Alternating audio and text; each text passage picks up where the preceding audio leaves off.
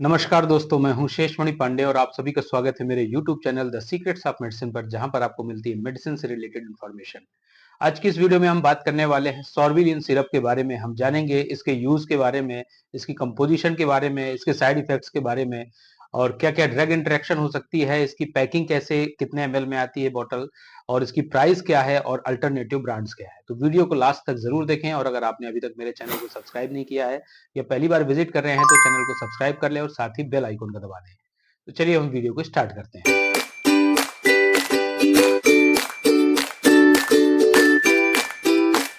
सॉर्बिलिन syrup दो compound का एक कॉम्बिनेशन होता है जिसमें कि सॉर्बिटोल और ट्राइकोलिन साइट्रेट होता है। इसके कंपोजिशन की अगर बात करें तो ईच 10 ml जो सॉर्बिटोल होता है वो 70% फ्रैक्शन में यानी कि 7.15 ग्राम होता है, जबकि ट्राइकोलिन साइट्रेट जो होता है वो 0.55 ग्राम होता है। सॉर्बिटॉल एक एल्कोहलिक शुगर है जो कि बहुत सारे फ्रूट्स और प्लांट्स में पाया जाता है, जैसे कि एप्पल हो गया, पियर्स है, पीचेस है, प्रून्स है, इनमें यह पाया जाता है, यानी कि सेब, नाशपाती और आड़ू और प्रून्स के बारे में, जिसका हिंदी नाम आलू बुखारा भी लोग कहते हैं। सॉर्बिटॉल को ग्लूसीटॉल के नाम से भी जाना जाता है, ये जो कि पॉलीऑल कैटेगरी में आता है, जिसमें कि एक शुगर मैनिटॉल भी आती है। ये दोनों ही मीठे होते हैं स्वाद में और ये फ्रक्टोज में कन्वर्ट होकर हमारे सेल्स तक पहुंचते हैं।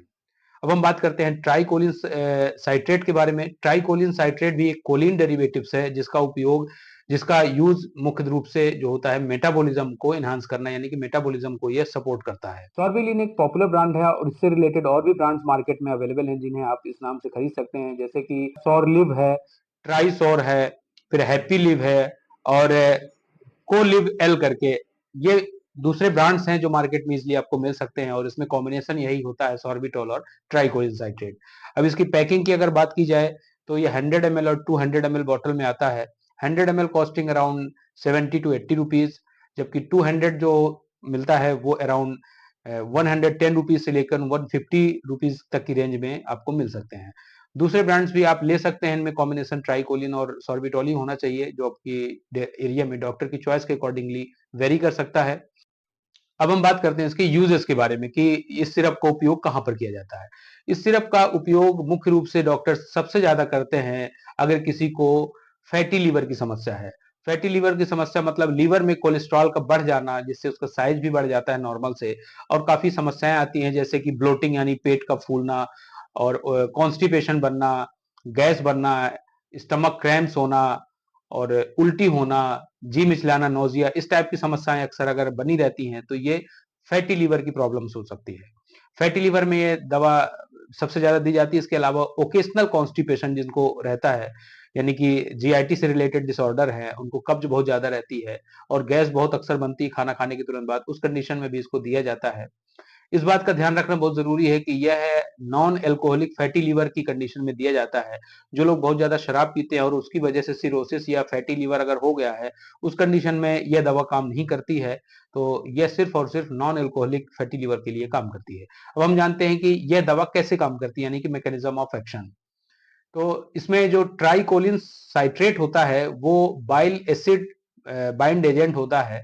मतलब यह लीवर द्वारा बनाए गए बाइल एसिड से बाइंड हो जाता है और उसको यह एक्सेस बाइल एसिड को रिमूव करने का काम करता है। जैसे ही बाइल एसिड रिमूव होता है, लीवर फिर से अपना बाइल एसिड बनाने की कोशिश करता है, जिसके लिए कोलेस्ट्रॉल की आवश्यकता होती है और वो लीवर अपना कोलेस्ट्रॉल यूज करता है, जिससे बाइल एसिड रिलीज होता है और फिर से नया बाइल एसिड बनने के कारण कोलेस्ट्रॉल यूज होने लगता है। इस प्रकार से कोलेस्ट्रॉल का लेवल जो है धीरे धीरे कम होने लगता है।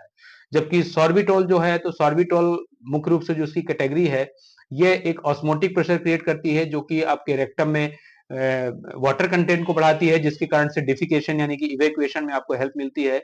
इसके अलावा ये डाययूरेटिक्स प्रॉपर्टी का भी है और साथ में यह आपके मेटाबॉलिज्म को भी जो है तो इंप्रूव करती है। इस प्रकार से जो भी कोलेस्ट्रॉल बनता है तो ये दोनों कॉम्बिनेशन में काम करती हैं। इस प्रकार से आपका मल के माध्यम से धीरे धीरे कोलेस्ट्रॉल भी रिलीज होने लगता है और फैटी लीवर से राहत मिलती है। अब हम जानते हैं कि किन लोगों को ये दवा नहीं लेनी चाहिए, कि ड्रग वार्निंग। स्पेशली अगर किसी को इस दवा से एलर्जी है, यानी कि सॉर्बिटॉल और ट्राइकोलिन साइट्रेट वाले कॉम्बिनेशन से अगर किसी को एलर्जी है, तो उस कंडीशन में आप अपने डॉक्टर को तुरंत बताएं।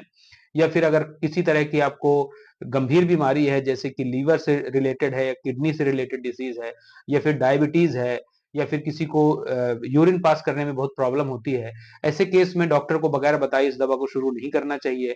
प्रेगनेंसी के केस में भी इस दवा को डॉक्टर की निगरानी में और डॉक्टर के अकॉर्डिंगली एडवाइस के अकॉर्डिंगली ही इस दवा को शुरू करना चाहिए। अब हम बात करते हैं इसके ड्रग इंटरेक्शन की। यह दवा और दूसरी दवाइयों से किन दवाओं के कॉम्बिनेशन में यह इंटरेक्शन कर सकती है या एडवर्स इफेक्ट हो सकता है। तो यह मुख्य रूप से एक एचआईवी में दवा दी जाती है लेमिब्यूडाइन, और दूसरी कैटेगरी की ड्रग है सोडियम पोलिस्टाइरीन फोनेट। ये दो जो ड्रग है, इनके साथ इस दवा का ड्रग इंटरेक्शन हो सकता है, इसलिए इनको इनके साथ में नहीं लेना चाहिए। इसके अलावा हम बात करते हैं इसके कुछ साइड इफेक्ट्स की। तो साइड इफेक्ट्स में ड्राई माउथ, नोजिया, वोमिटिंग और ब्लोटिंग, स्टमक क्रैम्प्स, ये इसके कुछ कॉमन साइड इफेक्ट्स हैं जो किसी किसी में देखने को मिलते हैं। तो ये थी सारी जानकारी सॉर्बिलिन सिरप के बारे में। मुझे उम्मीद है दोस्तों कि ये वीडियो आपको पसंद आएगा, और ऐसे ही मेडिसिन से रिलेटेड वीडियोस के लिए आप हमारे चैनल को सब्सक्राइब करें और साथ ही बेल आइकन दबाना ना भूलें। मिलते हैं नेक्स्ट वीडियो में। Thank you so much for watching.